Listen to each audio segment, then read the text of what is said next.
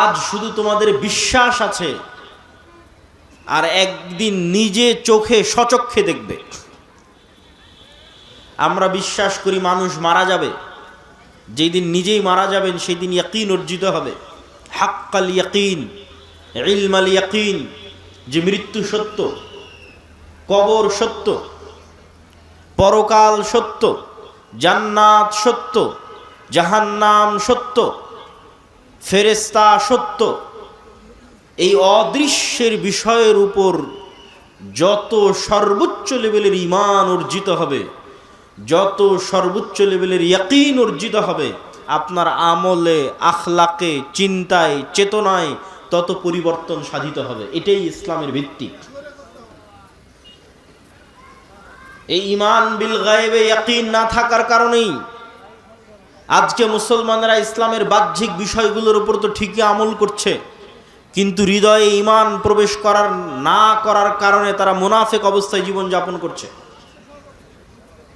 লাম্মা ইয়াদখুলুল ঈমানু ফি কুলুবিহিম, মুখে বলেছে আশহাদু আল্লা ইলাহা ইল্লাল্লাহ ওয়া আশহাদু আন্না মুহাম্মাদার রাসূলুল্লাহ, বাহ্যিকভাবে সালাত আদায় করেছে, বাহ্যিকভাবে সিয়াম পালন করেছে, বাহ্যিকভাবে হজ এবং উমরা পালন করেছে, কিন্তু লাম্মা ইয়াদখুলুল ঈমানু ফি কুলুবিহিম, কিন্তু এই যে ঈমান বিল গায়ব এখনো তাদের অন্তরে পরিপূর্ণরূপে প্রবেশ করেনি। পরিপূর্ণরূপে প্রবেশ না করার কারণে কত এসিল্যান্ড, ওসি, ডিসি, এসপি, মন্ত্রী, মিনিস্টার বেহিসাব যারা 5 ওয়াক্ত সালাত আদায় করে, শত শতবার উমরা আদায় করে, এরকম বিভিন্ন ইসলামী সম্মেলনের প্রধান অতিথি, বিশেষ অতিথি, মসজিদ মাদ্রাসার কমিটির মেম্বার, এমন কোনো দিনই কাজ নাই যে দিনই কাজের সাথে সে জড়িত নয়। কিন্তু যখন ওই সাব রেজিস্ট্রার তার অফিসে গিয়ে বসে, ওই ওমরাকারী সাব রেজিস্ট্রার, নামাজি সাব রেজিস্ট্রার যখন অফিসে বসে, তখন সে ঘুষ নেয় এবং সেই ঘুষের টাকা দিয়ে সে উমরা করে। এটাই হচ্ছে লাম্মা ইয়াদখুলুল ঈমানু ফি কুলুবিহিম। এটা হচ্ছে মুনাফিক, বাহ্যিকভাবে ইসলাম পালন করছে কিন্তু হৃদয়ে ঈমান ঢোকেনি। লা ঈমান লিমান লা আমানাতা লাহু, ঈমান এবং খেয়ানত একসাথে এক অন্তরে, ঈমান এবং মিথ্যা একসাথে এক অন্তরে একত্রিত হতে পারে না। সম্মানিত উপস্থিতি, আর এটিই হচ্ছে আজকের মুসলমানদের সবচেয়ে বড় সমস্যা, যা আমি আমার বহু বক্তব্যে, গত 1-2 বছরের প্রায় সব বক্তব্যে বলা আছে, যে আজকের মুসলমানদের সবচেয়ে বড় সমস্যা যদি কয়েকটা থাকে, তাহলে আমি আব্দুল্লাহ আমার দৃষ্টিতে 2টা সমস্যা। 1, ঈমান বিল গায়বে বিশ্বাস নাই। 2, যেহেতু ঈমান বিল গায়বে বিশ্বাস নাই, সেহেতু দুর্নীতি, মিথ্যা, ধোঁকা মুসলমানদের রক্তে রক্তে মিশে আছে। দিনকে সেই ধোঁকার জন্যই তারা ব্যবহার করে। গত 16 বছর তাহাজ্জুদের সালাত আদায় করে সেই ধোঁকার কাজেই ব্যবহার করা হয়েছে। এটা হচ্ছে ধোঁকা দেওয়ার গেম। নিজেকে ধোঁকা দেওয়া, আল্লাহর সাথে মজাক এবং ঠাট্টা করা, আল্লাহকে ধোঁকা দেওয়ার চেষ্টা করা, জনগণকে ধোঁকা দেওয়ার চেষ্টা করা, নিজেকে ধোঁকা দেওয়ার চেষ্টা করা। আজকে আপনি যান পৃথিবীর যে কোনো প্রান্তে, ইউরোপ, আমেরিকা, সৌদি, কুয়েত, কাতার, বাহরাইন, লিবিয়া, মুসলমানেরা যত বেশি পরিমাণে মিথ্যা ডকুমেন্ট দিয়ে, মিথ্যা কথা বলে, মিথ্যা দালালি করে যত বেশি পরিমাণে বিভিন্ন জায়গায় যুক্ত আছে, আমার জানা নাই পৃথিবীর আর কোনো দ্বিতীয় জাতি এত বেশি পরিমাণে মিথ্যার আশ্রয় নিয়ে, এত বেশি পরিমাণে দুর্নীতির আশ্রয় নিয়ে, এত বেশি পরিমাণে ধোঁকার আশ্রয় নিয়ে পৃথিবীতে কাজ করছে, আমার জানা নাই। আর এটি হচ্ছে মুসলমানদের গোলামির সবচেয়ে বড় কারণ। কেননা এই স্বভাবটাই গোলামির স্বভাব, এবং এই সেম স্বভাব বানু ইসরাইলের মধ্যে ছিল। বানু ইসরাইলেরা নবীর সন্তান, ইসহাক, ইব্রাহিম, ইয়াকুবের সন্তান, ইউসুফের ভাই, 11 ভাই, এবং ইউসুফ আলাইহিস সালাতু ওয়াস সালাম তাদের সন্তান, বেনিয়ামিনের সন্তান। কিন্তু নবীদের সন্তান হওয়ার পরেও তারা ধোঁকা, মিথ্যা, দুর্নীতিতে পারদর্শী ছিল। এবং এটি তাদের রক্ত মাংসের সাথে মিশে গেছিল। আল্লাহ বললেন, দাউদের তেলাওয়াত শুনে মাছ শনিবারের দিন দাউদের জাবুরের তেলাওয়াত শুনে নদীর ধারে চলে আসে। তোমরা শনিবারের দিনে মাছগুলোকে ধরিও না। এই সমস্ত ধোঁকাবাজ, দুর্নীতিগ্রস্ত, মিথ্যুক মুনাফিকরা কি করলো? শনিবারের দিনে এই মাছগুলোকে বেড়া দিয়ে, বানা দিয়ে ঘিরে রাখলো, ধরলো না। শনিবার পার হওয়ার পর রবিবারের দিন ওই মাছগুলোকে ধরলো। কি পরিমাণ চালাকি, কি পরিমাণ দুই নাম্বারি, কি পরিমাণ ধূর্তামি! তাদের এই চালাকি, দুর্নীতি, ধূর্তামি, মিথ্যা দিয়ে পবিত্র কোরআন আল্লাহ সুবহানাহু ওয়া তাআলা বানু ইসরায়েলের এই ঘটনাগুলো দিয়ে পরিপূর্ণ করে রেখেছে। এই সেম সিচুয়েশন, সেম অবস্থা আজকের মুসলমানদের। আজকের মুসলমানদের এই হৃদয় বিদারক করুণ দৃশ্য আরো বাস্তব হয়ে ফুটে ওঠে যদি আপনি ফিলিস্তিনের মুসলমানদের অবস্থা দেখেন। ফিলিস্তিনে যারা ত্রাণের কাজ করতে গেছে তারা এ বিষয়ে খুব সম্যক অবগত যে মিশরে 1 কেজি আটার দাম কত, মিশরে 1 কেজি চিনির দাম কত, মিশরে একটা ছাগলের দাম কত, 1 কেজি দুম্বার গোস্তের দাম কত। ওই সেম জিনিসটা যখন মিশর থেকে গাজায় ঢুকতেছে তখন গাজায় সেটির দাম হয়ে যাচ্ছে 10 গুণ, 15 গুণ, 20 গুণ, 50 গুণ পর্যন্ত। এই যে দাম বাড়ানোর যে সিন্ডিকেট, এই সিন্ডিকেটের সাথে পৃথিবীর কোনো ইহুদি জড়িত নাই, এই সিন্ডিকেটের সাথে ইসরায়েল জড়িত নাই। মুসলমানদের পাঠানো ত্রাণের টাকার উপর যে সিন্ডিকেট গড়ে উঠেছে, এই সিন্ডিকেট মুসলমানেরাই তৈরি করেছে। এটা সত্য। তারা নিজের ভাইয়ের রক্তের উপর বিজনেস করতেছে।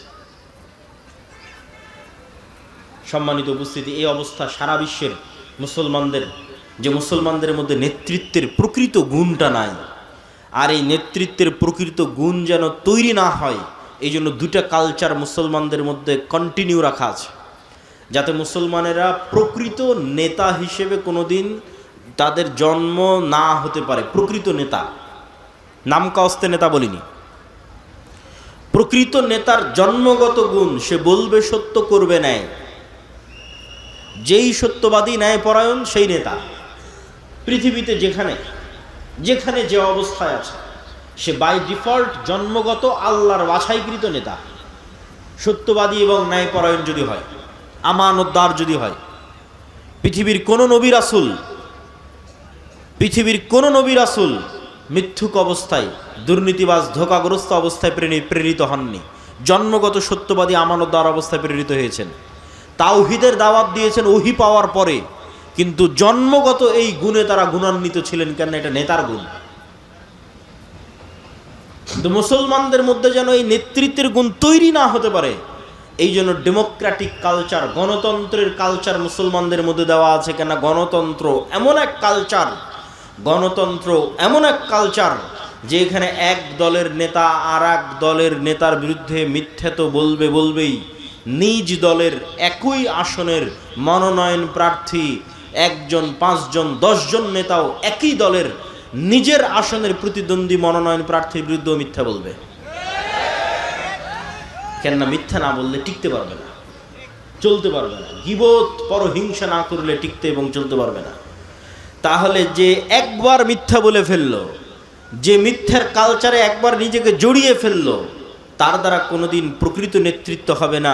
এই নেতা যদি প্রধানমন্ত্রী হয়ে যায়, এই নেতা যদি রাষ্ট্রপতিও হয়ে যায়, এই নেতা যদি এমপিও হয়, এই নেতা যদি মন্ত্রীও হয়, তাহলে যে নিজের দলের মনোনয়ন প্রার্থীর বিষয়ে অন্য দলের নেতার বিষয়ে মিথ্যা বলেছে, দুর্নীতি করেছে, ধোঁকা দিয়েছে, তাকে ভারত আর আমেরিকা টাকা দিয়ে কিনতে পারবে না? বলেন, পারবে? ও তো দুর্নীতিগ্রস্ত, তো মিথ্যার ওপর প্রতিষ্ঠিত হয়েছে, তার তো মেরুদণ্ড সোজা নয়। ফলত এই ডেমোক্রেটিক কালচারের মধ্যে যে নেতাই আসবে, সেই নেতাই পশ্চিমাদের পা চাটবে, না হয় পাশের দাদাবাবুদের পা চাটবে, টাকার কাছে বিক্রি হয়ে যাবে। আরেকটা কালচার মুসলমানদের মধ্যে রাখা আছে, সেটা হচ্ছে সুদের কালচার। এই সুদের কালচার মিথ্যা তৈরি করে। রাসূলুল্লাহ সাল্লাল্লাহু আলাইহি ওয়াসাল্লাম বলছেন, আল্লাহুম্মা ইন্নী আউযু বিকা মিনাল মা'সামি ওয়াল মাগরাম। আল্লাহ, পাপ থেকে বাঁচতে চাই, গুনাহ থেকে বাঁচতে চাই, এবং ঋণ থেকে বাঁচতে চাই। আল্লাহর নবীকে সাহাবীরা জিজ্ঞেস করছেন, আল্লাহর নবী আপনি কেন এত ঋণ থেকে বাঁচতে চান? আল্লাহুম্মা ইন্নী আউযু বিকা মিনাল হাম্মি ওয়াল হুজনি, এই দোয়ার মধ্যে রাসূলুল্লাহ সাল্লাল্লাহু আলাইহি ওয়াসাল্লাম বলেছেন ওয়া যালঈদ দাইনি ওয়া গালাবাতির রিজাল, হে আল্লাহ ঋণের বোঝা থেকে বাঁচতে চাই। আল্লাহর নবীকে সাহাবীরা জিজ্ঞেস করলেন আপনার প্রত্যেক দোয়ায় ঋণ থেকে বাঁচতে চাওয়ার দোয়া কেন থাকে? রাসূলুল্লাহ সাল্লাল্লাহু আলাইহি ওয়াসাল্লাম উত্তরে বললেন, মানুষ যখন লোন নেওয়া শুরু করে তখন সে মিথ্যা বলাও শুরু করে। আজকে উপস্থিত অসংখ্য মা বোন আছে, যে সমস্ত মা বোন কিস্তির সাথে জড়িত আছে তারা হলফ করে বলেন, বুকে হাত দিয়ে বলেন, কতজন শতভাগ সত্যবাদী? কি আপনারা বুঝতে পারছেন না কথা? কিস্তি থেকে যে একবার টাকা নিয়েছে তার পক্ষে কি সত্যের উপর অটল থাকা সম্ভব? সম্ভব নয়। তাকে মিথ্যার আশ্রয় নিতেই হবে। আর এইভাবে যখন একটা প্রজন্ম মিথ্যুক তৈরি হয়ে যায়, একদল মা মিথ্যুক তৈরি হয়ে যায়, মিথ্যার আশ্রয় নেয়, তখন এই সমস্ত মায়ের পেট থেকে, এই সমস্ত সমাজ থেকে ওমর ইবনুল খাত্তাব, তারেক বিন জিয়াদ, সালাহুদ্দিন আইয়ুবীর জন্ম অসম্ভব, ইম্পসিবল। শুধু গোলামি জন্ম নিবে, গোলামি তৈরি হবে।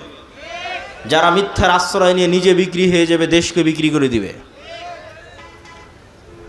সম্মানিত উপস্থিতি, মুসলমানদের মধ্যে দুইটা কালচার টিকিয়ে রাখা আছে, একটা ডেমোক্রেটিক কালচার, গণতন্ত্রের কালচার, আর একটা সুদের কালচার। সব মুসলমানকে যদি সুদের সাথে জড়িয়ে ফেলা যায় তাহলে সব মুসলমানকে মিথ্যুক বানানো যাবে। এমনিতেই 190 বছর ব্রিটিশদের গোলামি করার কারণে এমনিতেই মুসলমানেরা দুর্নীতিগ্রস্ত। এমনিতেই ইউরোপীয় উপনিবেশ যেখানে যেখানে প্রতিষ্ঠিত হয়েছে সেখানে সেখানে মুসলমানদের মিথ্যা, দুর্নীতি, ধোঁকার কালচার বৃদ্ধি পেয়েছে। যেখানে আমাদের শাসন যত মজবুত, যত নিকৃষ্ট, যত জঘন্য ছিল, ওখানে মিথ্যা ধোঁকার কালচার তত বেশি। এই জন্য ভারত, পাকিস্তান, বাংলাদেশের মুসলমানেরা যত মিথ্যা বলে তার চেয়ে তুলনামূলক রোহিঙ্গা মুসলমানেরা, তার চেয়ে তুলনামূলক আফ্রিকার মুসলমানেরা বেশি মিথ্যা বলবে, বেশি দুর্নীতি করবে, বেশি ধোঁকা দিবে। কেননা তাদের গোলামি আরও শক্ত, আরও মজবুত, আরও কঠিন। ফলত গোলাম অবস্থায় জীবনযাপন করতে করতে মিথ্যা বলা শিখতে হয়েছে। একটা টাকার জন্য, একটা রুটির জন্য দুর্নীতি করা শিখতে হয়েছে। সেই কালচার, সেই স্বভাব রক্ত থেকে যায়নি। ফলত নেতার জন্ম হওয়া সম্ভব নয়, নেতৃত্বের জন্ম হওয়া সম্ভব নয়, জাতির মুক্তি সম্ভব নয়। জাতির মুক্তি তখনই সম্ভব যখন প্রকৃত নেতার জন্ম নিবে, যেই নেতার মেরুদণ্ড হবে সোজা। আর তখনই মেরুদণ্ড সোজা হবে যখন জীবনে কোনোদিন মিথ্যায়, অন্যায় এবং দুর্নীতির আশ্রয় নেয়নি। তখন ওর হৃদয়ে প্রকৃত ঈমান ঢুকেছে। এই নাম কাস্তে ঈমান নয়, লোক দেখানো সালাত নয়, লোক দেখানো ওমরা নয়, লোক দেখানো মুখের দাড়ি নয়। প্রকৃত ঈমানের ভিত্তি হচ্ছে যখন সে সত্যবাদী, আল্লাহর সাথে সত্যবাদী, জনগণের সাথে সত্যবাদী, আল্লাহর সাথে ন্যায়পরায়ণ, জনগণের সাথে ন্যায়পরায়ণ, আল্লাহর সাথে আমানতদার, জনগণের সাথে আমানতদার। সম্মানিত উপস্থিতি, আমাদের আজকের বক্তব্যের বিষয় ঈমান বিল গায়েব। কেন আজকের মুসলমানেরা,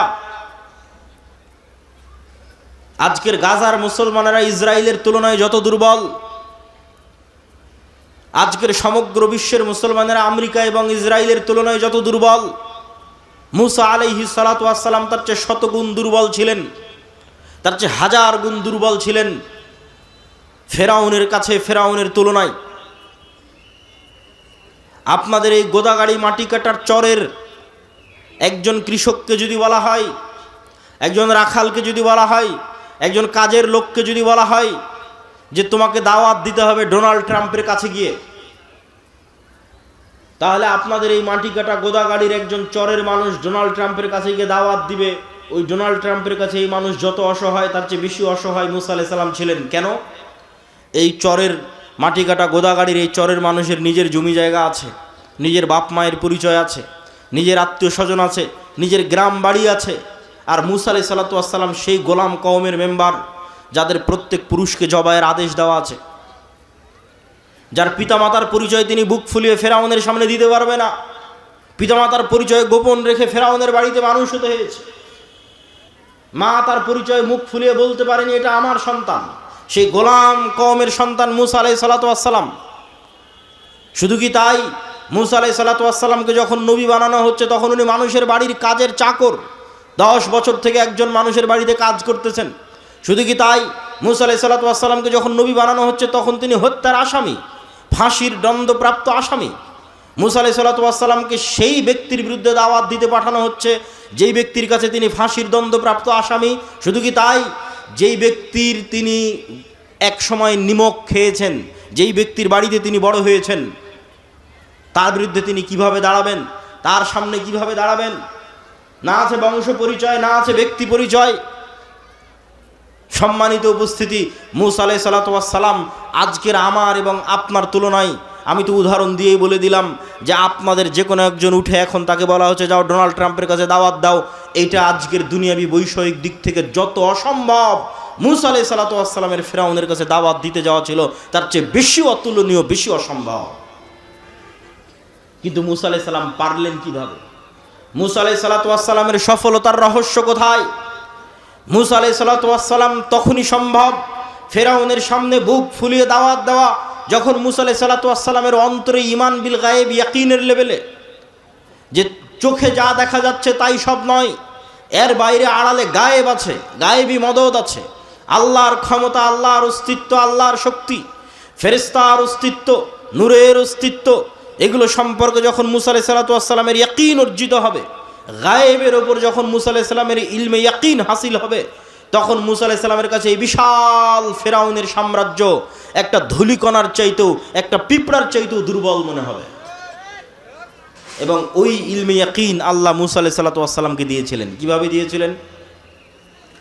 মুসা আলাইহিস সালাতু ওয়াস সালামকে আল্লাহ বলেননি, মুসা এই যে জান্নাত থেকে একটা লাঠি নিয়ে আসলাম, এটা খুব ভয়ঙ্কর, ম্যাজেস্টিক, চমৎকার জাদুর লাঠি, এই লাঠি যদি তুমি ছাড়ো এই লাঠি সাপ হয়ে যাবে। জি না, দুনিয়াতে যত জাদুকর আছে, কবিরাজ আছে, যত সাপ খেলা দেখানো সাপুড়ে আছে, এদের নিজের প্রশিক্ষণ দেওয়া সাপ আর নিজের কাছে যত্নের সাথে রাখা পাথর আর লাঠি দিয়ে এদেরকে জাদু দেখাতে হয়।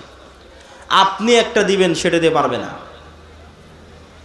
তো মুসা আলাইহিস সালাতু ওয়াস সালামকে আল্লাহ সুবহানাহু ওয়া তাআলা এটা বলেননি এই যে জান্নাত থেকে লাঠি নিয়ে এসে দিলাম এটা এখন সাপ হবে, আসমান থেকে এক বিশাল স্বর্ণের লাঠি নিয়ে এসে দিলাম এটা সাপ হবে। জি না, মুসা তুমি যেই লাঠি নিজে ব্যবহার করছো, সাধারণ একটা গাছের 10 বছর, 15 বছর, 20 বছর আগে যেই লাঠি কেটে তুমি কাড়াল বানিয়েছো, রাস্তা অতিক্রম করো, গর্ত অতিক্রম করো, আউড় এবং ধান শুকাও, সেই লাঠি, যে লাঠি তুমি ব্যবহার করছো, আমি যদি 5-10 বছর থেকে এই ফোন ব্যবহার করি, 15 বছর থেকে এই বই ব্যবহার করি, আমার হাতে থাকে, তাহলে এই বই, আমার হাতে থাকা বই আজকে নতুন করে এসে কেউ দিচ্ছে না, এই নাও জান্নাত থেকে একটা বই দিলাম, এই বই এখন সাপ হয়ে যাবে। জি না, তুমি যেটা ব্যবহার করতেছো র্যান্ডমলি যেই লাঠি, সেই লাঠি আমি তোমার চোখের সামনে সাপ বানিয়ে দেবো। বলেন আল্লাহু আকবার। এটা হচ্ছে আল্লাহর শক্তি, যাতে মুসা আলাইহিস সালাতু ওয়াস সালামের ইলমে ইয়াকিন হাসিল হয় গায়েবের উপর। সম্মানিত উপস্থিতি, তাহলে আজকের মুসলমানেরা পরাজিত কেন? ইলমে গায়েবে ইয়াকিন নাই। মুসা আলাইহিস সালাম বিজয়ী কেন? ইলমে গায়েবে ইয়াকিন ছিল। মুহাম্মদ সাল্লাল্লাহু আলাইহি ওয়াসাল্লাম থেকে শুরু করে, আবু বকর, ওমর, উসমান, আলী থেকে শুরু করে, আমর ইবনুল আস, খালিদ ইবনুল ওয়ালিদ থেকে শুরু করে, উমাইয়া খেলাফত, আব্বাসী খেলাফত থেকে শুরু করে সালাহুদ্দিন আইয়ুবী হয়ে মোহাম্মদ আল ফাতেহের তুরস্ক বিজয় পর্যন্ত এমন কোনো যুদ্ধে মুসলমানেরা বিজয় অর্জন করেনি যেই যুদ্ধে মুসলমানেরা শক্তিশালী ছিল। এমন একটা যুদ্ধ ইতিহাসের পাতা থেকে দেখানো যাবে না যেই যুদ্ধে মুসলমানেরা শক্তিশালী অবস্থায় বিজয়ী হয়েছে। সুলতান সালাহুদ্দিন আইয়ুবী যখন জেরুজালেমের মসজিদে আকসা বিজয় করে, তখন সুলতান সালাহুদ্দিন আইয়ুবীর চাইতে ইউরোপীয় ক্রুসেডাররা শতগুণে বেশি শক্তিশালী ছিল। সুলতান মোহাম্মদ আল ফাতেহ যখন তুরস্কের ইস্তাম্বুল বিজয় করে, তখন তুরস্কের রাজা বাদশারা, ইউরোপের রাজা বাদশারা সুলতান মোহাম্মদ আল ফাতেহের চাইতে বেশি শক্তিশালী ছিল। জহিরুদ্দিন বেরবাস যখন মিশরের মাটিতে হালাকু খা চেঙ্গিস খাকে পরাজিত করে, তখন এই পুরো বিশ্বে হালাকু খা চেঙ্গিস খানের চাইতে শক্তিশালী আর কেউ ছিল না। আব্বাসীয় খেলাফতের রাজধানী বাগদাদকে মাটির নিচে পিষে দিয়ে হালাকু খা চেঙ্গিস খা মিশর দখল করতে গেছে। পুরো পৃথিবীতে তাদের মোকাবেলা করবে এরকম কোনো শক্তি ছিল না। মুহাম্মদ সাল্লাল্লাহু আলাইহি ওয়াসাল্লাম যখন বদরে অবতীর্ণ হয়েছে, উহুদে অবতীর্ণ হয়েছে, খন্দকে অবতীর্ণ হয়েছে, তখন মুহাম্মদ সাল্লাল্লাহু আলাইহি ওয়াসাল্লামের চেয়ে মক্কার কাফের, কোরাইশ, মুশরিকরা কয়েক শতগুণ বেশি শক্তিশালী ছিল দুনিয়াবি অস্ত্রপাতি এবং সাজ সরঞ্জামের দিক থেকে। দাউদ আলাইহিস সালাতু ওয়াস সালামকে যেই দিন আল্লাহ জেরুজালেম বিজয়ের তৌফিক দিয়েছেন, সেই দিন দাউদ আলাইহিস সালাতু ওয়াস সালামের সাথে মাত্র 313 জন ছিল। সম্মানিত উপস্থিতি, তাহলে বিজয় শক্তি দিয়ে নয়, বিজয় ক্ষমতা দিয়ে নয়, বিজয় অর্জিত হয় গায়েবী মদদে। ওই গায়েবের উপরই যদি বিশ্বাস না থাকে তাহলে আপনাকে মন্দির পাহারা দিয়ে ক্ষমতা দখল করতে হবে। আর যদি গায়েবের উপর বিশ্বাস থাকে তাহলে শুধু বাংলাদেশের ক্ষমতা নয়, পুরো পৃথিবীর ক্ষমতা অর্জন করা যাবে। কেননা কোরআনে পুরো পৃথিবীর ক্ষমতা অর্জনের রাস্তা বলে দেওয়া আছে। কিন্তু ওই মানের ঈমানওয়ালা একটা প্রজন্ম তৈরি হচ্ছে না, ওই মানের সততা, ন্যায়পরায়ণতার গুণে গুণান্বিত হবে এরকম একটা প্রজন্ম তৈরি হচ্ছে না, যেই প্রজন্মের জন্য এই বিজয় অপেক্ষা করছে। সেই প্রজন্ম তো আসতে হবে যাদেরকে আল্লাহ সুবহানাহু ওয়া তাআলা বিজয়ের জন্য মনোনীত করেছে। সেই প্রজন্ম তো তৈরি হতে হবে যাদের হাতে আল্লাহ সুবহানাহু ওয়া তাআলা বিজয় লিখে রেখেছে। সম্মানিত উপস্থিতি, আজকে আমরা ঈমান বিল গায়বের একটা অংশের উপর আলোচনা করব, আল ঈমান বিল মালাইকাহ, ফেরেশতাদের উপর ঈমান। ফেরেশতাদের অস্তিত্ব, ফেরেশতাদের ক্ষমতা, ফেরেশতাদের উপস্থিতি, ফেরেশতাদের কাজ। আজকে আমরা এবং আপনারা এখানে উপস্থিত আছি, এটা যতটুকু সত্য তার চেয়ে বেশি সত্য ফেরেশতাদের অস্তিত্ব। এইটার মতো নয়, এটার চেয়ে বেশি।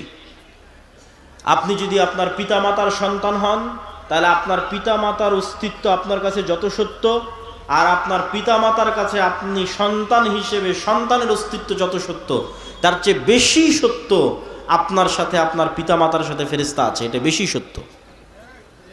কেন বেশি সত্য? এটাকে আমি এমনি বানিয়ে বলছি জি না। আমাদের আদি পিতা আদম আলাইহিস সালাতু ওয়াস সালামকে যখন সৃষ্টি করা হয় তখন সৃষ্টি অন্য কোনো মানুষের সাথে পরিচিত হননি।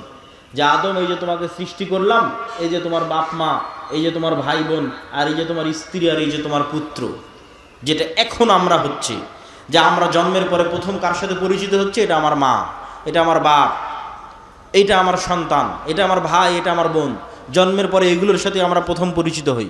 কিন্তু আমরা যখন প্রথম সৃষ্টি হয়েছি, তথা আমাদের আদি পিতা আদম আলাইহিস সালাম যখন প্রথম সৃষ্টি হয়েছে, তখন আদম আলাইহিস সালাম জন্মের পরে অন্য কোনো মানুষের সাথেই পরিচিত হয়নি। সর্বপ্রথম পরিচিত হয়েছে ফেরেশতাদের সাথে। বলেন আল্লাহু আকবার। তাহলে আপনার বাপ মায়ের অস্তিত্বের আগে ফেরেশতার অস্তিত্ব না আগে বাপ মায়ের অস্তিত্ব? আগে ফেরেশতার অস্তিত্ব। আপনি যখন প্রথম সৃষ্টি হয়েছেন তখন প্রথম পরিচিত হয়েছেন ফেরেশতার সাথে। ওয়াইদ কুলনা লিল মালাইকাতি ইসজুদু লিআদম ফাসাজাদু ইল্লা ইবলিস আবা ওয়াস্তাকবারা ওয়াইদ ক্বালা রাব্বুকা লিল মালাইকাতি ইন্নী জাইলুন ফিল আরদি খলিফা ক্বালু আতাজআলু ফিহা মান ইউফসিদু ফিহা ওয়া ইয়াসফিকুদ দিমা। আল্লাহ ফেরেশতাদের ডাক দিয়ে বললেন, কোরআনে আল্লাহ বলছেন মানুষ সৃষ্টির ঘটনা শুরুই ফেরেশতা দিয়ে। আল্লাহ ফেরেশতাদের ডাক দিয়ে বললেন, ইন্নী জাইলুন ফিল আরদি খলিফা, আমি পৃথিবীতে মানুষ সৃষ্টি করতে চাই।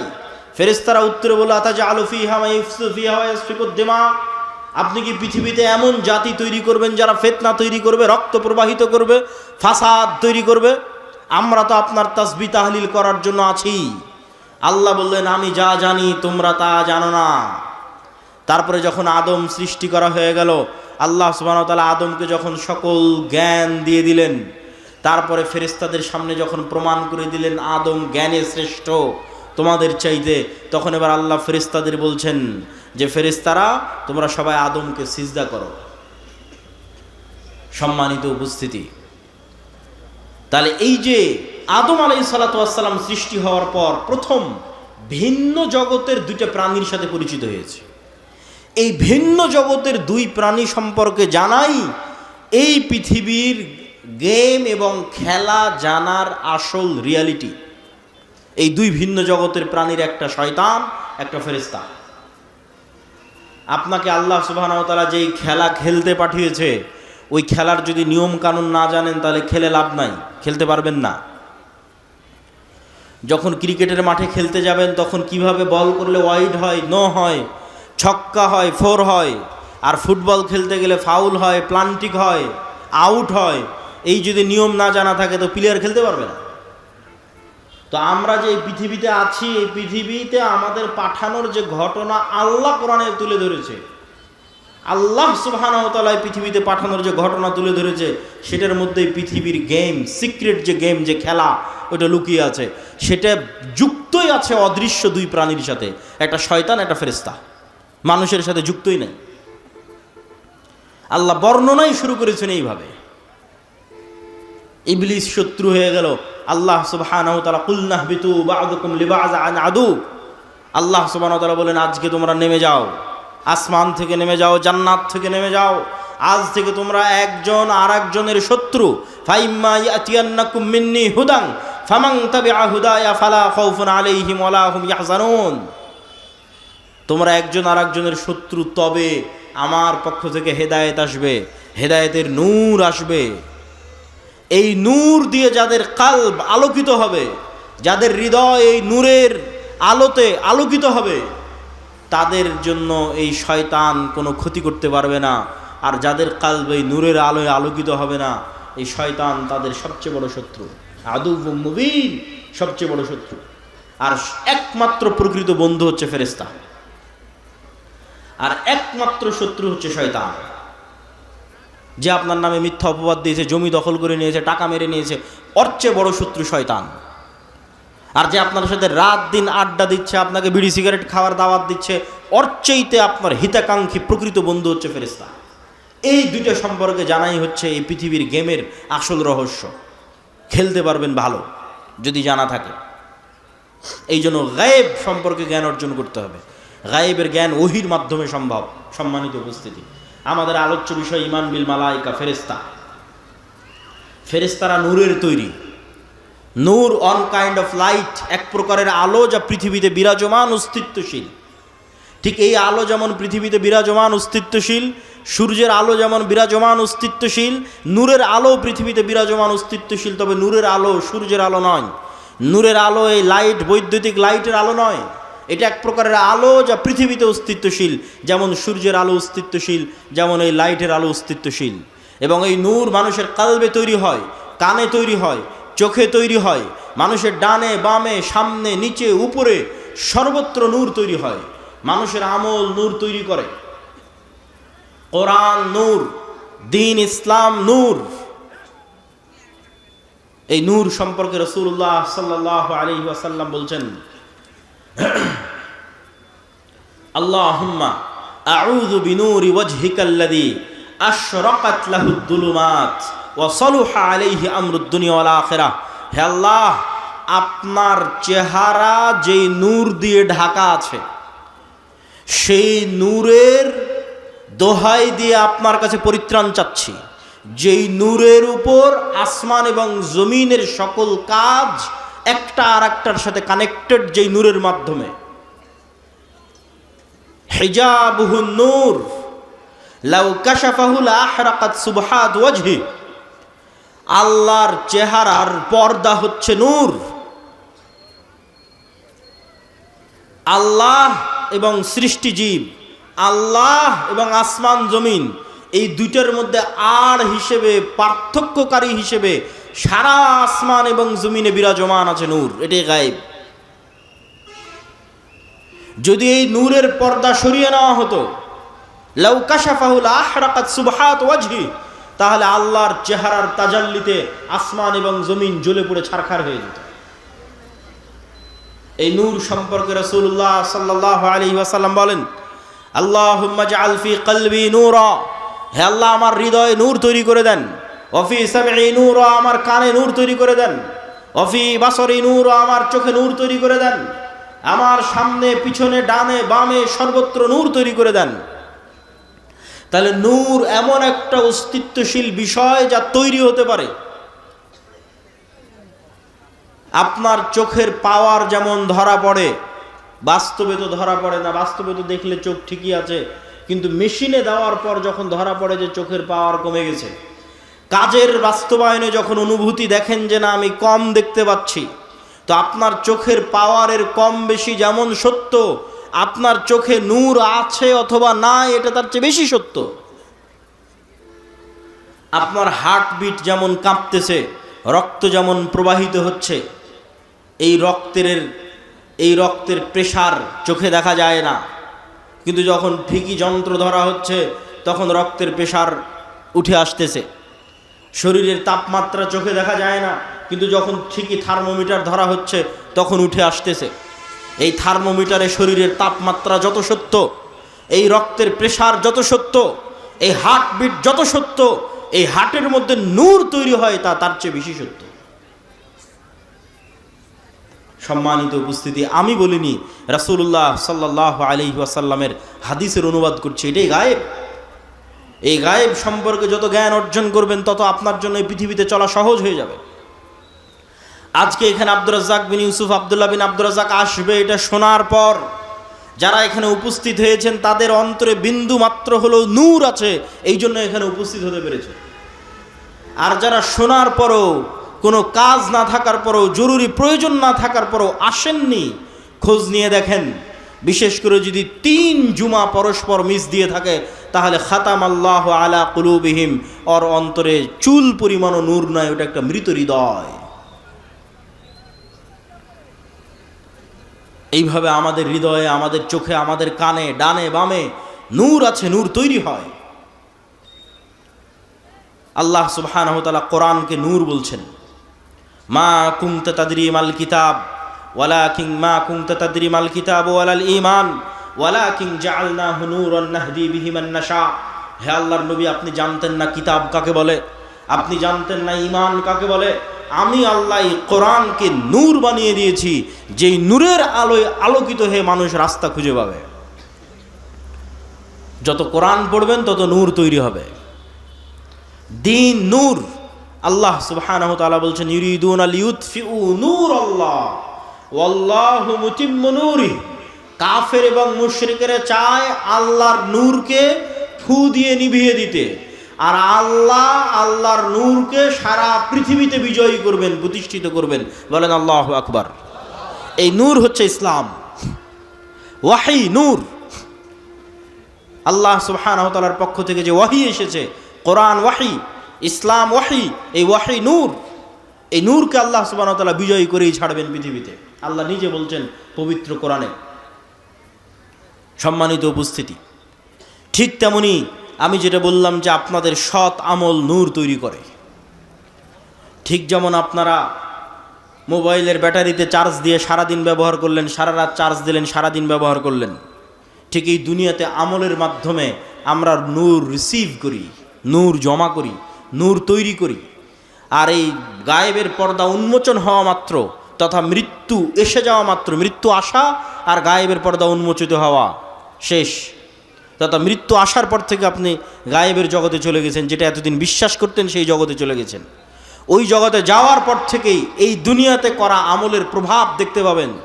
আপনার আমলের নূর আপনার অন্ধকার কবরকে আলোকিত করবে, আপনার আমলের নূর কিয়ামতের অন্ধকারকে আলোকিত করবে, আপনার আমলের নূর আপনাকে পুলসিরাত অতিক্রম করতে সহযোগিতা করবে।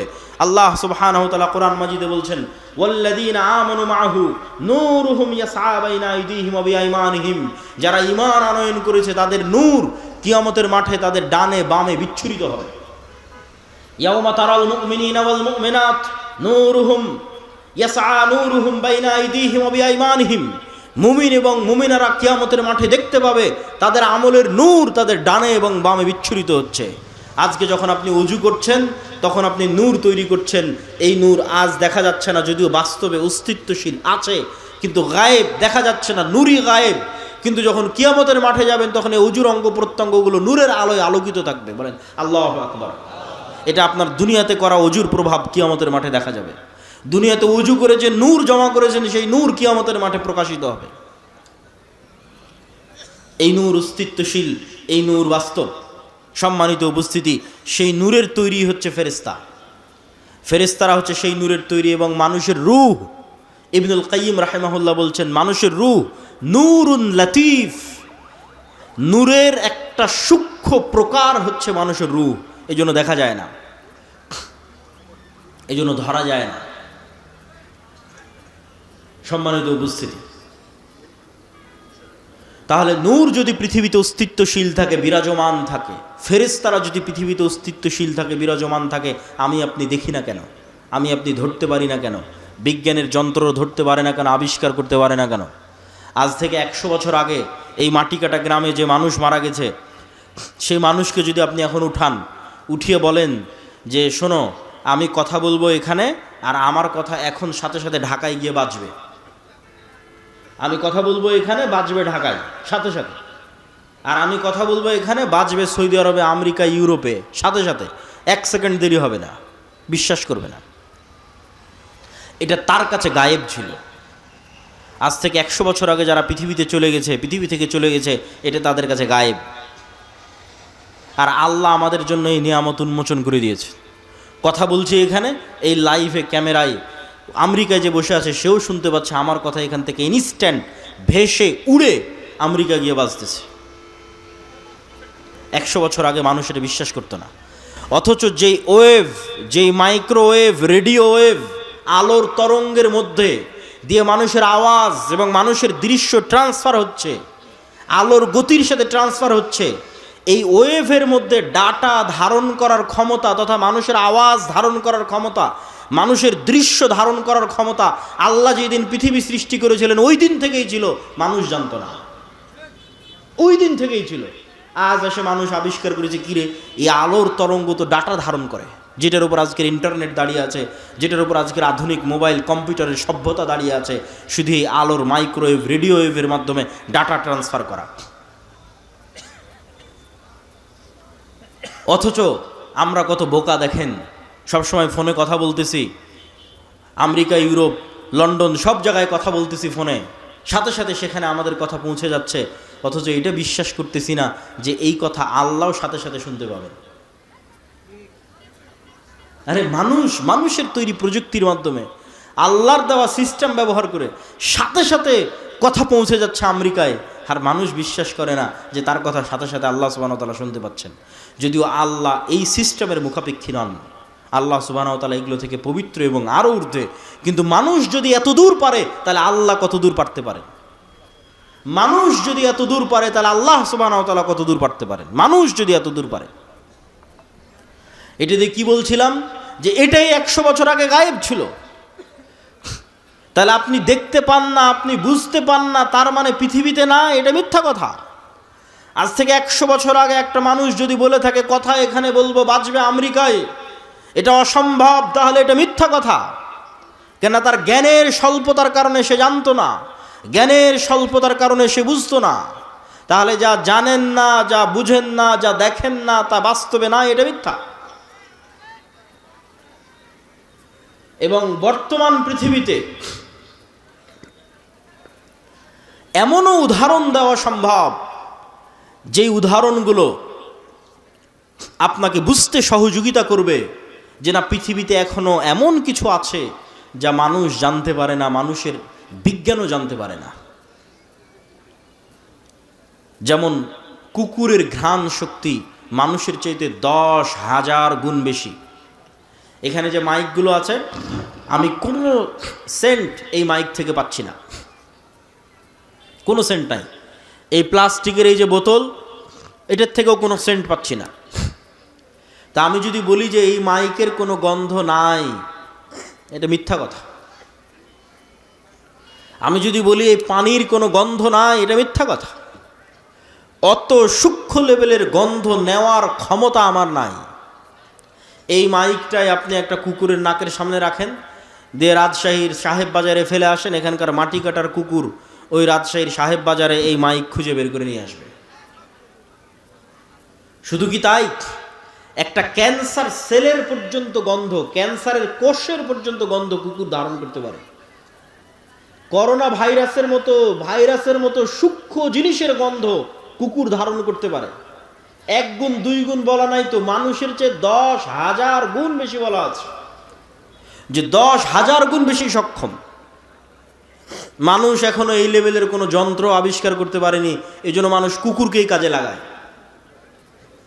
তাহলে পৃথিবীতে এমনও গন্ধ বিরাজমান, যেই গন্ধ মানুষ নিতে পারে না, যেই গন্ধ মানুষের তৈরি যন্ত্র নিতে পারে না, কিন্তু আল্লাহর সৃষ্টিজীব নিতে পারে, এমন গন্ধ পৃথিবীতে বিরাজমান। ঠিক এমন আওয়াজ পৃথিবীতে বিরাজমান। আজকে আমি যেখানে দাঁড়িয়ে বক্তব্য দিচ্ছি, এর আশেপাশে যদি কোনো পিঁপড়া চলমান থাকে, ওই পিঁপড়ার আওয়াজ আমি শুনতে পাচ্ছি না। এই রেকর্ডার দামি রেকর্ডারও যদি ওই পিঁপড়ার কাছে লাগিয়ে দেওয়া হয় তো এই রেকর্ডার ওই পিঁপড়ার আওয়াজ ধরতে পারবে না। কিন্তু আমি যদি বলি ওই পিঁপড়ার হাঁটার কোনো আওয়াজ না, এটা মিথ্যা কথা। ওই পিঁপড়ার হাঁটার যে আওয়াজ আছে, সাপের চলার যে আওয়াজ আছে, যত সূক্ষ্ম লেভেলের আওয়াজ হতে পারে, সে আওয়াজ মানুষ ধরতে না পারলেও, মানুষের তৈরি যন্ত্র ধরতে না পারলেও আল্লাহর আরাক সৃষ্টিজীব ধরতে পারে। যেমন বিজ্ঞানীরা হাতির কথা বলেছে যে তার শ্রবণ শক্তি সবচেয়ে সূক্ষ্ম। তাহলে কবরের আযাব হচ্ছে, আপনি শুনতে পান না তার মানে হচ্ছে না? কি বলেন? আপনি শুনতে পাচ্ছেন না এই জন্য কবরের আযাব হচ্ছে না? এটাই গায়েব। তাহলে আমরা কি বলছি? আমরা বলছি পৃথিবীতে এমনও গন্ধ আছে যা মানুষ পায় না, মানুষের তৈরি যন্ত্র পায় না। এমনও আওয়াজ আছে যা মানুষ পায় না, মানুষের তৈরি যন্ত্র পায় না। এবার আসেন, এমনও আলো আছে যেটা আমরা প্রমাণ করতে চাচ্ছি। এমনও আলো আছে যা মানুষ দেখে না, মানুষের তৈরি যন্ত্র দেখে না, কিন্তু আল্লাহর সৃষ্টিজীব দেখে। রাসূলুল্লাহ সাল্লাল্লাহু আলাইহি ওয়াসাল্লাম বলেন, ইজা সামি'তুম সাইহাতাদ দিকাহ, যখন তোমরা মোরগের আওয়াজ শোনো তখন আল্লাহর কাছে কল্যাণের দোয়া করো, কেননা মোরগ রাআতিল মালাইকা, ফেরেশতার যে নূর, যেই নূরের আলো মানুষের চোখ ধরতে পারে না, যেই নূরের আলো মানুষের তৈরি যন্ত্র ধরতে পারে না, সেই নূরের আলো আল্লাহর সৃষ্টিজীব মোরগ দেখতে পায়। বলেন আল্লাহু আকবার। তাহলে ফেরেশতা অস্তিত্বশীল, নূর অস্তিত্বশীল, প্রমাণ আল্লাহর সৃষ্টিজীব। রাসূলুল্লাহ সাল্লাল্লাহু আলাইহি ওয়াসাল্লাম বলছেন, যখন তোমরা দেখো গাধা ডাকে, যখন তোমরা দেখো কুকুর ডাকে, তখন আল্লাহর কাছে শয়তান থেকে বাঁচতে চাও, কেননা গাধা এবং কুকুর শয়তানের আলো দেখতে পায়। শয়তানের আলো কিন্তু ভিন্ন আলো, এটা আগুনের তৈরি আলো। ফেরেশতারটা নূর, এটা সরাসরি গায়েবী নূরের সাথে সম্পৃক্ত। আর শয়তানেরটা আমরা যেমন দুনিয়ার মাটি থেকে তৈরি, এরকম শয়তানেরটা আগুন থেকে তৈরি, সেটা আর এক ভিন্ন লেভেলের আলো। এই জন্য মোরগ যেটা দেখতে পায় ওটা কুকুর দেখতে পায় না, কুকুর যেটা দেখতে পায় ওটা মোরগ দেখতে পায় না। আর এই যে একজনের আর একজনের সাথে বৈচিত্র্য, এটা অস্বাভাবিক কাল্পনিক কিছু না, এটা বাস্তব। আপনি আজকে আমাকে যেমন দেখছেন, আমি কতটুকু লম্বা, কতটুকু মোটা চিকন, চেহারা কেমন, কতটুকু দাড়ি, সাদা না কালো, এটা দেখে আপনি আমাকে চিনতেছেন। পৃথিবীর কোনো সৃষ্টিজীব মানুষকে এভাবে চেনে না, কুকুরও আপনাকে এভাবে চেনে না। কুকুর তো মাত্র দুটো আলো দেখতে পায়, ও কীভাবে দেখবে আপনি সাদা না কালো? কীভাবে দেখবে আপনি কতটুকু লম্বা, কতটুকু মোটা? ওটা ধারণ করার ক্ষমতা কুকুরের নাই, কুকুরের ভিন্ন লেভেলের দেখার ক্ষমতা। তাহলে কুকুর চিনে কেমনে? এটা আপনি গন্ধ দিয়ে চিনে যে এটা আপনি। তো এরকম আপনি যদি একটা বন্ধকার ঘরের মধ্যে, একটা ঘেরা ঘরের মধ্যে যদি একটা পাখি ছেড়ে দেন, তাহলে পাখি খুঁজে পাবে না কোথায় জানালা। এখানে একবার বাড়ি খাবে, এখানে একবার বাড়ি খাবে, এখানে একবার বাড়ি খাবে। কেন? পাখি যতটুকু দেখে, আপনি যেভাবে দেখেন পাখি ওভাবে দেখতে পায় না। প্রত্যেকের দেখার সীমাবদ্ধতা, শোনার সীমাবদ্ধতা, জ্ঞানের সীমাবদ্ধতা আল্লাহ সুবহানাহু ওয়া তাআলা তৈরি করে দিয়েছেন। এখন পাখি যদি বলে যে না এই ঘরে কোনো জানালা নাই, তাহলে এটা যেমন মিথ্যা। মানুষ যদি বলে এই পৃথিবীতে ফেরেশতার অস্তিত্ব নাই, এটা তেমনই মিথ্যা। এটা দেখার কম বেশির উপর নির্ভর করে। মানুষকে আল্লাহ 3D ত্রিমাত্রিক জগতে আটকে রেখে দিয়েছে। এর বেশি ঊর্ধ্বে ওঠার ক্ষমতা মানুষের নাই। মানুষ সময়ের সাথে আবদ্ধ, মানুষ আলোর সাথে আবদ্ধ। সময়ই আলো, আলোই সময়। আর এই পৃথিবী আর মানুষের এই যে 3D জগৎ, এই কয়টার মধ্যেই সীমাবদ্ধ। সম্মানিত উপস্থিতি, তাহলে আমরা প্রমাণ করছিলাম যে পৃথিবীতে এমন অদৃশ্য কিছু আছে যা মানুষের পক্ষে দেখা সম্ভব নয়, মানুষের তৈরি যন্ত্রের পক্ষে দেখা সম্ভব নয়। সেই রকম এক অদৃশ্য অস্তিত্বের নাম ফেরেশতা, যারা এখনো এখানে আছে। এবার চলেন, ফেরেশতাদের উপর সাহাবীরা কেমন লেভেলের বিশ্বাস রাখত, তাহলে আপনি বুঝতে পারবেন আপনার কোন লেভেলের বিশ্বাস দরকার। ফেরেশতাদের সাথে সাহাবীদের বিশ্বাস সম্পর্কে দ্রুত কয়েকটা হাদিস বলে আমার বক্তব্যের শেষের দিকে চলে যাওয়ার চেষ্টা করব। সম্মানিত উপস্থিতি, সাদ বিন মুআজ রাদিয়াল্লাহু তাআলা আনহু, তিনি যখন মারা গেলেন তখন রাসূলুল্লাহ সাল্লাল্লাহু আলাইহি ওয়াসাল্লাম বলছেন, ইহতাজ্জালাহু আরশুর রহমান, রহমানের আরশ সাদ বিন মুআজের মৃত্যুতে কেঁপে উঠেছে। ওয়া ফুতিহাত লাহু আবওয়াবুস সামা, আসমানের দরজাগুলো সাদ বিন মুআজের জন্য খুলে দেওয়া হয়েছে। ওয়াশাহিদাহু সাবউনা আলফাম মিনাল মালাইকা, আর সাদ বিন মুআজের জানাজায় 70,000-এর বেশি ফেরেশতা তোমাদের সাথে সাদ বিন মুআজের জানাজায় অংশগ্রহণ করেছে। আল্লাহু আকবার। একজন দুইজন ফেরেশতা নয়, 100-200 নয়, 1000-2000 নয়, 70,000 ফেরেশতা সাহাবীদের সাথে সাদ বিন মুআজের জানাজায় অংশগ্রহণ করেছে।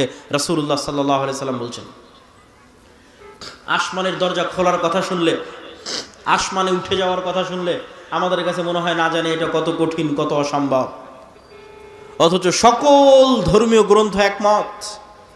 কোরআন বলেন, বাইবেল বলেন, তাওরাত বলেন, জাবুর বলেন, ইনজিল বলেন, ওল্ড টেস্টামেন্ট, নিউ টেস্টামেন্ট, যেখানে খুলবেন সব একমত যে আদম আলাইহিস সালামকে জান্নাতে তৈরি করা হয়েছে, পরে জান্নাত থেকে দুনিয়াতে নামানো হয়েছে। তো জান্নাত থেকে দুনিয়াতে নামবে কিভাবে? আসমানের যদি দরজাই না থাকে, নামলো কোন দিক দিয়ে? তাহলে যে আসমানের দরজা দিয়ে আদম আলাইহিসসালাম নামলেন, সেই আসমানের দরজা দিয়ে ঈসা আলাইহিস সালাম উঠতে পারবে না? আমরা তো ছিলামই আসমানে, ছিলামই জান্নাতে। অতএব এটা অনেক সহজ, অতি সহজ। এগুলো গায়েব, কিন্তু এগুলো বাস্তব। সম্মানিত উপস্থিতি, রাসূলুল্লাহ সাল্লাল্লাহু আলাইহি ওয়াসাল্লাম বলছেন, জাবির ইবনে আব্দুল্লাহ রাদিয়াল্লাহু তাআলা আনহু থেকে বর্ণিত, তিনি বলেন, আমার পিতা উহুদের যুদ্ধে মারা গেছেন, আর তার পিতা অনেক কন্যা রেখে গেছে। সেই কন্যাগুলোকে মানুষ করতে হবে, ঋণের বোঝা আছে, সেগুলো নিয়ে তিনি চিন্তিত, কাঁদছেন। রাসূল সাল্লাল্লাহু আলাইহি সাল্লাম বলছেন, জাবের লা তাবকি, কাঁদিও না, মা জালাতিল মালাইকাতু তুজিল্লু বিআজনিহাতিহা, তুমি কাঁদছো কেন? তুমি কাঁদো কিভাবে যেখানে এখন পর্যন্ত ফেরেশতারা তোমার পিতার লাশকে তাদের পর দিয়ে, তাদের পাখা দিয়ে, ছায়া দিয়ে রেখেছে। আল্লাহু আকবার। তাহলে এই কথোপকথনগুলো আল্লাহর নবীর সাথে সাহাবীদের হচ্ছে, যেগুলো ফেরেশতা রিলেটেড। আবু সাঈদ খুদরি রাদিয়াল্লাহু তাআলা আনহু থেকে বর্ণিত, তিনি বলেন, উসাইদ বিন হুযাইর রাদিয়াল্লাহু তাআলা আনহু একদিন তার ঘোড়া রাস্তা বলে কোরআন তেলাওয়াত করছেন। তো কোরআন তেলাওয়াত শুরু করতেই ঘোড়া লাফালাফি শুরু করে দিল। কোরআন তেলাওয়াত থামিয়ে দিলেন, ঘোড়াও থেমে গেল। তিনবার এরকম হওয়ার পর উনি স্থায়ীভাবে কোরআন তেলাওয়াত বন্ধ করে দিয়ে পরের দিন সকালে আল্লাহর নবীর কাছে ঘটনা খুলে বললেন। আল্লাহর নবী বললেন, তিলকাল মালাইকা দানাত লিসাউতিক, এরা ছিল আল্লাহর ফেরেশতা যারা তোমার কোরআনের আওয়াজে সেখানে একত্রিত হচ্ছিল। আল্লাহু আকবার। যদি তুমি সকাল পর্যন্ত কোরআন পড়তে থাকতে, মানুষ ফেরেশতা দেখে নিত। আপনি বলছেন মানুষ ফেরেশতা দেখতে পারবে না? দেখতে পারে। মানুষ ফেরেশতা দেখে, মানুষও ফেরেশতার আওয়াজ শুনতে পারে, অস্বাভাবিক কিছু নয়। অসংখ্য দলিল কোরআন এবং হাদিস থেকে দেওয়া সম্ভব। বানু ইসরাইলের একজন ব্যক্তি রাস্তা দিয়ে হাঁটতেছে, আকাশ থেকে আওয়াজ আসলো, ইসকে হাদিকাতা ফুলান, উমুকের বাগানে পানি বর্ষণ করো। আওয়াজ ফেরেশতার, শুনছে সাধারণ মানুষ, নবী নয়, রাসূল নয়, ফেরেশতার আওয়াজ শুনছে সাধারণ মানুষ। হাদিস সহিহ বুখারী মুসলিমের, বানু ইসরাইলের যুগের ঘটনা। ওই লোক দেখে এক জায়গায় গিয়ে পানি বর্ষণ হচ্ছে। সে পানি বর্ষণের জায়গায় গিয়ে একজন মানুষকে দেখতে পেল, বলল, তোমার নাম কি? বলে, আমার নাম এই। তখন ওই লোক বলে, এই নাম তো আকাশ থেকে যে আওয়াজ শুনলাম সে আওয়াজের সাথে মিলে যায়। বলে, তুমি করো কি? তো বলে, আমার ফসল থেকে যতটুকু উৎপাদন হয় তার 3/1 আল্লাহর রাস্তায় দান করে দিই, 3/1 এই জমিতে বিনিয়োগ করি, আর 3/1 দিয়ে নিজের সংসার চালাই। তখন ওই লোক বলল, বুঝেছি, এটি সেই কারণ যেই কারণে আকাশ থেকে আওয়াজ শোনা যাচ্ছে যে তোমার জমিতে যেন পানি বর্ষণ করা হয়। তাহলে ফেরেশতার আওয়াজ মানুষ শুনতেছে, নবী রাসূল নয়, সাধারণ মানুষ। ফেরেশতাকে সাধারণ মানুষ দেখতে পায়, তার প্রমাণ বানু ইসরাইলের 3 জন ব্যক্তি, যারা একজন অন্ধ, একজন কুষ্ঠ, একজন টাক, আল্লাহ সুবহানাহু ওয়া তাআলা মানুষ রূপে ফেরেশতা পাঠিয়ে দিলেন 3 জনের কাছে। 3 জনেরই অন্ধত্ব, টাক এবং কুষ্ঠ রোগ ভালো হয়ে গেল। 3 জনকে উট, গরু এবং ছাগল দেওয়া হলো। আবার 20-30-25 বছর পর আবার ফেরেশতা তাদের কাছে গেল পরীক্ষা নেওয়ার জন্য। পরীক্ষায় শুধু অন্ধ ব্যক্তি পাশ করলো। ফেরেশতা দেখা যায়, ফেরেশতা সাধারণ মানুষের কাছেও আসতে পারে, অস্বাভাবিক কিছু নয়। ফেরেশতা অস্তিত্বশীল, সত্য এবং বাস্তব। রাসূলুল্লাহ সাল্লাল্লাহু আলাইহি ওয়াসাল্লাম বলছেন, আব্দুল্লাহ বিন আব্বাস রাদিয়াল্লাহু তাআলা আনহু থেকে বর্ণিত, একজন মুসলিম ব্যক্তি একজন মুশরিককে ধাওয়া করতেছে যুদ্ধের মাঠে। ধাওয়া করতে করতে এক পর্যায়ে গিয়ে দেখে তাকে আঘাত করার আগেই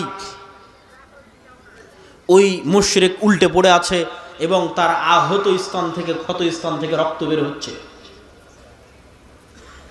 তো তাকে তো সে হামলা করার আগে পড়লো কিভাবে? রক্ত কেমনে বের হলো? সাহাবী রাসূলুল্লাহ সাল্লাল্লাহু আলাইহি ওয়াসাল্লামের কাছে এসে যখন ঘটনা বর্ণনা করছেন, আল্লাহর নবী বলছেন জালিকা মিন মাদাদিস সামাই সালিসা, এটি ছিল তৃতীয় আসমান থেকে আসা ফেরেশতার আক্রমণ। শুধু কি তাই, রাসূলুল্লাহ সাল্লাল্লাহু আলাইহি ওয়াসাল্লাম বলছেন, সাদ বিন আবি রাআইতু ইয়াওমা উহুদিন, সাদ বিন আবি ওয়াক্কাস বলছেন, আমি উহুদের যুদ্ধের দিন দেখছি আমার ডানে আমার বামে, আমার ডানে এবং আমার বামে রজুলাইনি আলাইহিমা সিয়াবুন বিদুন মা রাআইতুহুমা ক্বাবলু ওয়ালা বা'দ, আমার ডানে এবং বামে দুইজন সাদা পোশাকধারী ব্যক্তি বীর বিক্রমে যুদ্ধ করছে, আশাদ্দাল কিতাল, ভয়ঙ্কর যুদ্ধ করছে, মা রাআইতুহুমা ক্বাবলু ওয়ালা বা'দ, আমার জীবনে তাদেরকে আগেও কোনোদিন দেখিনি, পরেও কোনোদিন দেখিনি। আল্লাহর নবীকে যখন জিজ্ঞেস করা হলো, আল্লাহর নবী বললেন এরা দুইজন ছিল জিবরাইল এবং মিকাইল। আল্লাহু আকবার। জিবরাইল এবং মিকাইল যুদ্ধের মাঠে অবতীর্ণ হয়েছে, সাহাবীদের সাথে যুদ্ধ করতেছে, সাহাবীরা দেখতে পাচ্ছে। হাদিস সহিহ, অসংখ্য হাদিস এবং অসংখ্য কোরআনের আয়াত। সম্মানিত উপস্থিতি, আয়েশা রাদিয়াল্লাহু তাআলা আনহা বলছেন, আল্লাহর নবী খন্দকের যুদ্ধ থেকে ফিরে আসলেন, ফিরে এসে ওয়াজা আসসালাহ ওয়াগতাসালা, অস্ত্র রেখে দিলেন, গোসল করলেন। জিবরাইল উপস্থিত। জিবরাইল বলছে, আপনি অস্ত্র রেখেছেন, আমরা অস্ত্র রাখিনি। মানে ফেরেশতাদের বাহিনী এখনো অস্ত্র রাখেনি। কেন রাখেনি? তিনটা ইহুদি গোত্র, বানু কুরাইজা, বানু কায়নুকা, বানু নাজির গাদ্দারি করেছে মুহাম্মদ সাল্লাল্লাহু আলাইহি ওয়াসাল্লামের সাথে, এদের শাস্তি দিতে হবে। আল্লাহর নবী সাহাবীদের বললেন, ফেরেশতা বাহিনী এখন অস্ত্র রাখিনি, চলো, যুদ্ধ এখনো শেষ হয়নি। আনাস রাদিয়াল্লাহু তাআলা আনহু বলছেন, কাআন্নী আনজুরু ইলাল গুবারি সাতিআন ফি যুকাকি বানি গানাম, আল্লাহর নবী যখন আমাদের নিয়ে পুনরায় রওনা দিলেন, আমরা যখন কোনো গাড়ি বহরে যাই তখন সামনে যদি 50-100টা মোটরসাইকেলের শোডাউন থাকে, তাহলে ধুলায় যেমন রাস্তা অন্ধকার হয়ে যায়। আনাস রাদিয়াল্লাহু তাআলা আনহু বলছেন, সাহাবীদের বাহিনীর আগে জিবরাইলের বাহিনীর ঘোড়ার পদাঘাতে ধুলায় অন্ধকার হয়ে গেছে রাস্তা। আল্লাহু আকবার। তাহলে সাহাবীরা স্বচক্ষে ফেরেশতাদের দেখতেছেন, ফেরেশতাদের সাথে যুদ্ধ করতেছেন। সম্মানিত উপস্থিতি, তাহলে সাহাবীদের ফেরেশতাদের উপর ঈমান কোন লেভেলের ছিল, আমার এবং আপনার ঈমান ফেরেশতাদের উপর কোন লেভেলের? মুখে বলে দিলাম আমানতু বিল্লাহি ওয়া মালাইকাতিহি, আল্লাহর উপর ঈমান আনি, ফেরেশতার উপর ঈমান আনি, ঈমানই নাই। সাহাবীদের ঈমানের সাথে মেপে দেখেন। বক্তব্যের শেষে চলে এসেছি।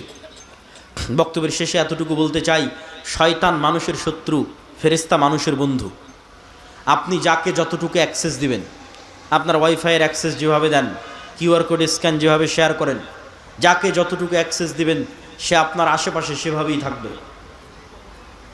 রাসূল সাল্লাল্লাহু আলাইহি ওয়াসাল্লামকে জিবরাইল বলতেছে মেসওয়াক করতে করতে মাড়ি ছিলে গেছে, গোস্ত উঠে যাচ্ছে।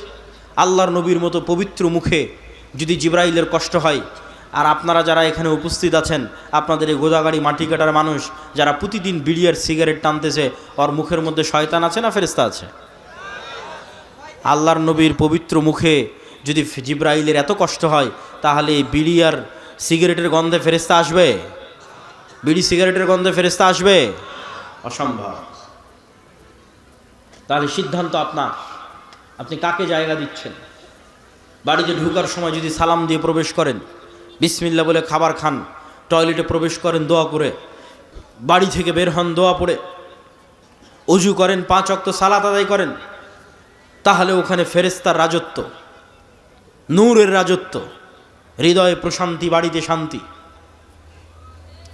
আর যদি সব সময় পেশাব করে পানি নেওয়ার নাম নাই, অপবিত্র, সারাদিন বিড়ি সিগারেটের দুর্গন্ধ, সালামের নাম নাই, কোরআনের নাম নাই, ওযুর নাম নাই, ফরজ গোসলের নাম নাই, তাহলে শয়তানের গোলাম। তার হৃদয়ে, তার কালবে নূর মারা গেছে, তার বাড়িতে শয়তানের রাজত্ব, বরকতবিহীন বাড়ি। সম্মানিত উপস্থিতি, এভাবেই পৃথিবী চলতেছে, এটিই পৃথিবীর রিয়ালিটি। আপনি নিজেও পরীক্ষা করতে পারেন। আপনি একদিন নিয়ত করেন যে আগামীকাল ফজরে উঠব, নিয়ত করবেন, যেভাবে বিমান থাকলে, ঢাকার বিমান থাকলে নিয়ত করেন, এসএসসি এইচএসসি পরীক্ষা থাকলে নিয়ত করেন, ওই লেভেলের নিয়ত করেন।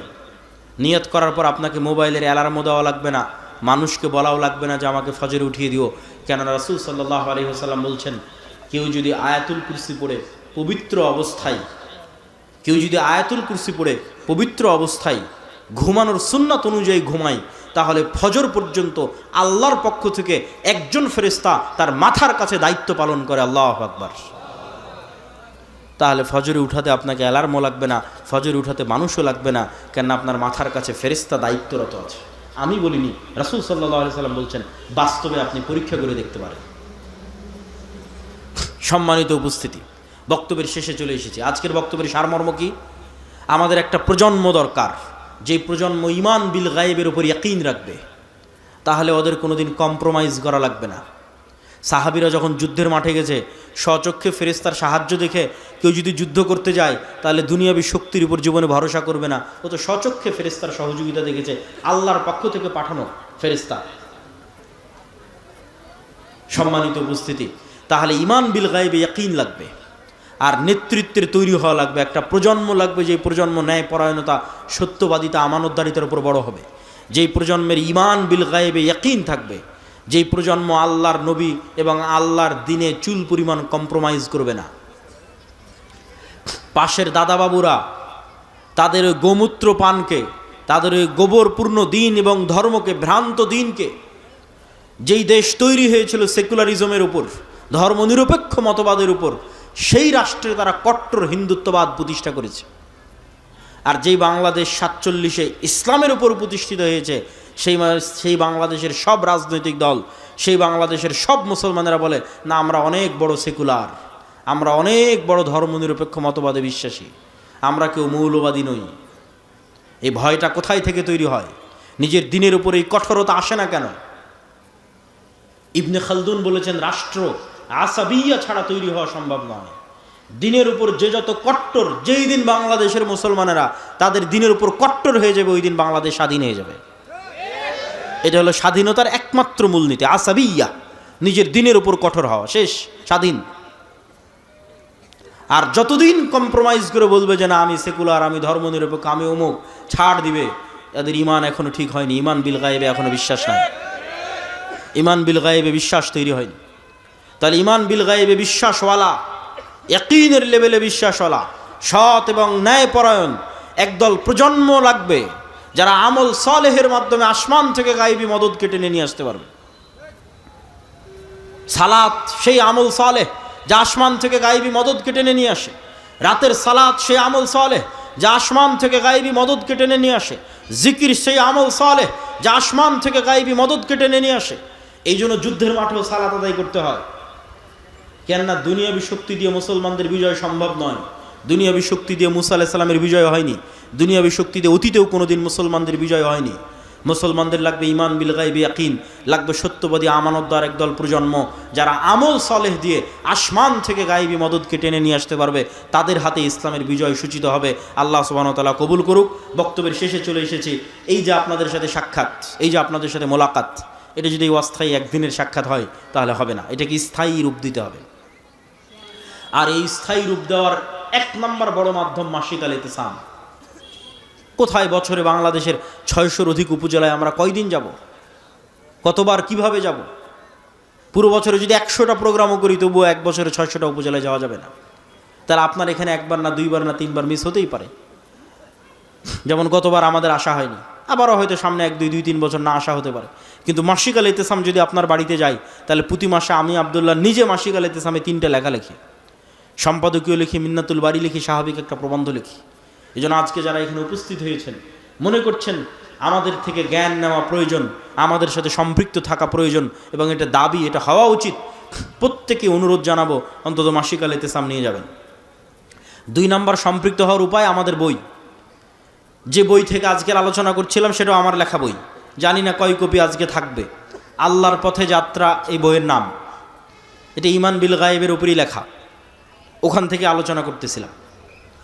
এবং এরকম আরও যত বই আছে, মিন্নাতুল বাড়ি হোক, ফিলিস্তিন হোক, শেখ আব্দুর রাজ্জাক বিন ইউসুফের সালাতের হোক, আব্দুর রহিমের নতুন বই রাসূলুল্লাহ সাল্লাল্লাহু আলাইহি ওয়াসাল্লাম দেখতে যেমন ছিলেন, যে কোনো বই যেটা আপনার পছন্দ হবে সেটা সাথে নেওয়ার চেষ্টা করবেন, পড়ার চেষ্টা করবেন।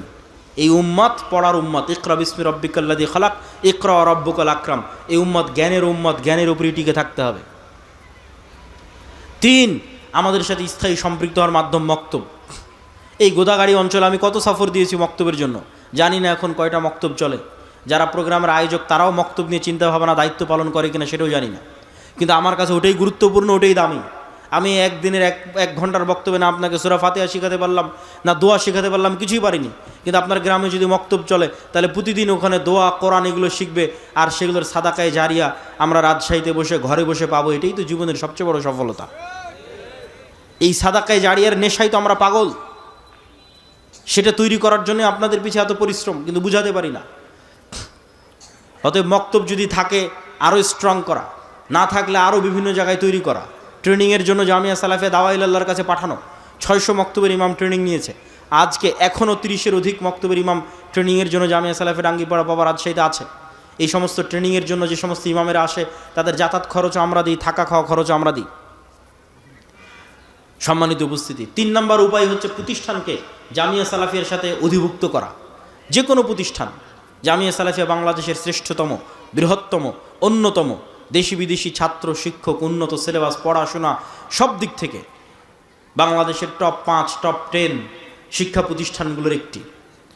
এই জামিয়া সালাফিয়ার সাথে সম্পৃক্ত হলে ছোট ছোট গ্রামের প্রতিষ্ঠানগুলোরও মান উন্নত হবে।